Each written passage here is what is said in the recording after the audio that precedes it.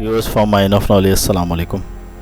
पिछली किस्त में हमने बताया था कि माशी हिटमैन ने साम्राज्य कुव्वतों के नए ग़ुलामी के राज को अपनी किताब में बयान किया है, जिसे एक माशी इदारे में हायर किया गया था। वो कहता है कि एक दिन एक दिलकश औरत उसके पास भेजी गई जिसका नाम क्लाडियन था, जो कॉरपोरेशन में अहम ओहदे पर फाइज थी और उसको काम सिखाने पर मामूर थी। क्लाडियन ने उसे बताया कि उसे माशी कातिल या माशी हिटमैन के तौर पर चुना गया है। उसका काम जो भी कर्ज़ा दिया जाना है उसके बारे में दिल फरेब आदाद व शुमार कर्ज़ा लेने वाले मुल्कों को दिखाना होंगे और उसके बेजा फ़वाइद बताने होंगे ताकि उन्हें कर्ज़ों के दाम में फंसाया जा सके। जॉन परकिंस के आदाद व शुमार और रिपोर्ट की बुनियाद पर ही वर्ल्ड बैंक कर्ज़े देता था। कर्ज़े की शराइत की वजह से कर्ज़े की रकम बराह रास्त बैनुल-अक़वामी कंपनियों जैसे मैन इंटरनेशनल, बीचल, हैलीबर्टन वगैरह को जाती थी। सप्लायर्स और कॉन्ट्रैक्टर्स की अदायगी होती थी और कर्ज़े लेने वाला मुल्क अगली दहाइयों तक कर्ज़ों की किस्तें सूद के साथ अदा करता रहेगा। यही अमरीकी वर्ल्ड ऑर्डर और एजेंडे के फ़रोग़ का बाइस होगा। अमरीकी मिलिट्री मुहिम्मात के लिए सियासी मदाखलत के लिए साज़गार हालात पैदा होंगे। क्लाडियन ने परकिंस को अमरीकी माशी ताकत को असर व रसूख बढ़ाने के लिए इस्तेमाल करने की तारीख़ बयान की। जैसे ईरान के मुसद्दिक जो जमहूरी लीडर थे उनको हटाया गया था। इन्हीं माशी तरीक़ों, रिश्वत और डराव के ज़रिए अमेरिका ने मिलिट्री ताकत के बजाय असर व रसूख बढ़ाने का तरीका अपनाया। परकिंस को इस काम यानी माशी कातिल बनने की ऑफ़र की गई और ये जॉब छोड़ने की गुंजाइश ना थी। क्लाडियन को उसे जिनसी और मालो दौलत ओहदों के ज़रिए राग़िब करने के लिए इस्तेमाल किया गया, जिसमें क्लाडियन की रफ़ाकत के साथ साथ उसे खूबसूरत मुस्तकबिल का वादा किया गया, जो उसने बिलाखिर कबूल कर लिया। इंडोनेशिया में जॉन परकिंस का पहला मिशन भेजा गया। ये वो वक्त था जब डच ने इंडोनेशिया को आज़ादी दी थी।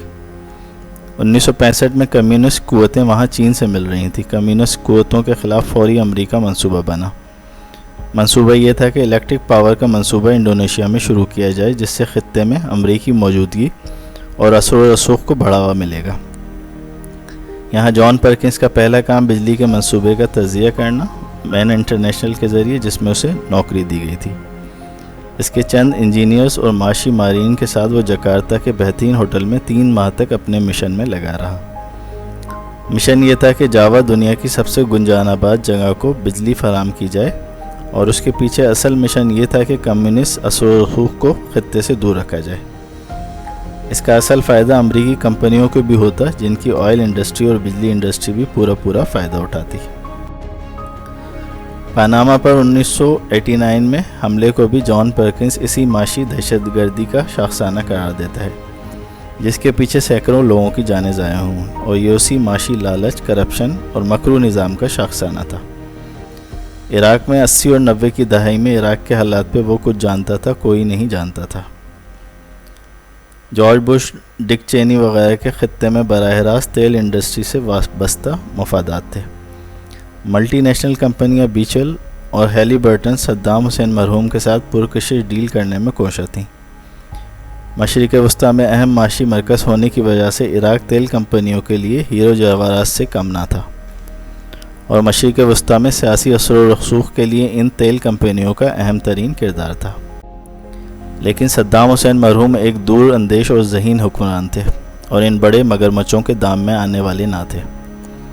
उनसे अच्छे दामों और डील के बग़ैर इनसे शराकत से इनकारी थे। ये बात अमरीकी हलकों में सख्त नापसंदीदा और हिद तक आमेज़ थी।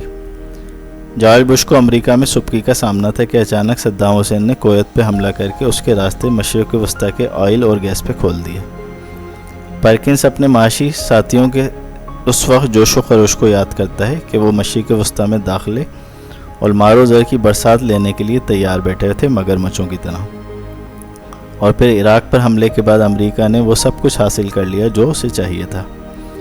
मल्टी नेशनल ट्रांसनेशनल कंपनियां गिद्धों की तरह इराक़ की दौलत पर झपट पड़ीं और इराक़ बदहाली, जबकि ये कंपनियां खुशहाली का शिकार होती गईं। परकिंस बताता है कि अमरीकी हुकूमत और CIA ने वेनेज़ुएला में भी यही तरीक़ेकार अपनाया जो ईरान में मुसद्दिक के ख़िलाफ़ इस्तेमाल किया था। 1950 की दहाई में मुसद्दिक की हुकूमत में अमरीकी एजेंट्स वेनेज़ुएला में दाखिल हुए और वेनेज़ुएला की हुकूमत के ख़िलाफ़ ऑयल वर्कर्स की एहतजाजी तहरीक शुरू करवाई ताकि हुकूमत को गैर मुस्तहकम किया जाए।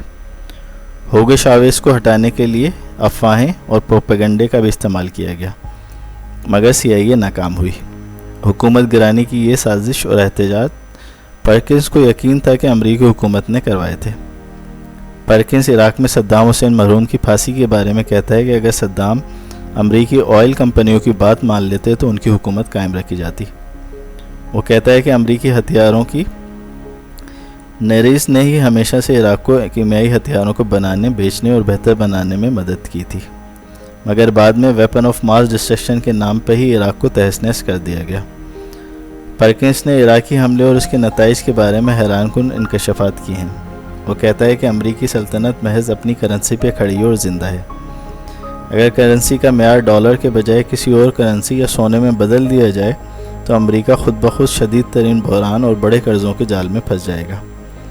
اگر صرف آئل و گیس کی تنظیم اوپیک ہی اپنے تجارتی معاملات اور لین دین ڈالر کے بجائے کسی اور کرنسی میں کر لیں تو امریکہ کی حکمرانی کا خاتمہ ہو جائے گا۔ لہٰذا امریکہ نے عراق پہ قبضہ کر کے اوپیک کو لاچار اور ختم کرنے کا منصوبہ بنایا، کیونکہ وہ اس بات سے باخبر تھے۔ اوپیک اپنی سپلائی اور آئل کی کھپت کو پھر چاہے بدل دے، اس کا کوئی سیاسی فائدہ نہ ہوتا، کیونکہ امریکہ کے پاس اب عراق کی آئل موجود تھا جو وہ مفت میں نکال سکتا تھا، اور امریکہ اب سعودی عرب سمیت کسی بھی ملک کے آئل کا محتاج نہیں تھا۔ پرکنس کے بقول مغرب کی دنیا پہ قبضے کی خواہش صرف ایک ہی طاقت سے خطرہ ہے جو عالم اسلام ہے، لہذا اسلامی ممالک کو مختلف طریقوں سے کمزور کیا گیا۔ وہ مغرب کا دوہرا معیار اور ایجنڈا بے نقاب کرتے ہوئے لکھتا ہے کہ آزادی، معاشی خوشحالی اور غربت ختم کرنے کا بیڑا اٹھانے والے یہ مغربی ممالک سرمایہ داروں کے تحفظ میں پیش ہیں، اور ان میں خودکشی، خطرناک جرائم، منشیات، طلاق اور جرائم کی شرح خطرناک حد تک دنیا بھر میں بہت زیادہ ہے۔ پرکنس سعودی عرب کو امریکی زیر اثر لانے کا طریقہ بیان کرتا ہے، کیونکہ سعودیہ امیر ملک تھا اور اسے قرضوں کی ضرورت نہ تھی، لہٰذا اسے مختلف پروجیکٹس اور انفراسٹرکچر بنانے کا جھانسا دیا گیا اور بڑی بڑی ڈیل کر کے امریکیوں کو سعودیہ میں داخل کیا گیا۔ اس اتحاد کے نتیجے میں سعودی اور امریکہ مختلف انٹرنیشنل فورمز پر ایک دوسرے کو سپورٹ کرتے رہے، یہاں تک کہ 9/11 کے واقعے میں پرکنس کے بقول سعودی شہری بھی ملوث تھے، پھر بھی امریکہ نے اس معاملے پہ چشم پوشی اختیار کی۔ 70 کی دہائی میں ایران میں شاہ ایران امریکی مفادات کا محافظ تھا۔ محمد مصدق نے جب جمہوری طور پہ کامیابی حاصل کی تو CIA نے اسے ہٹا کے کسی اور کو شاہ کو اقتدار دلوایا۔ ایرانی لوگ اس بات پہ سخت ناراض تھے، کیونکہ ایران کو امریکی ہواری بنا دیا گیا تھا۔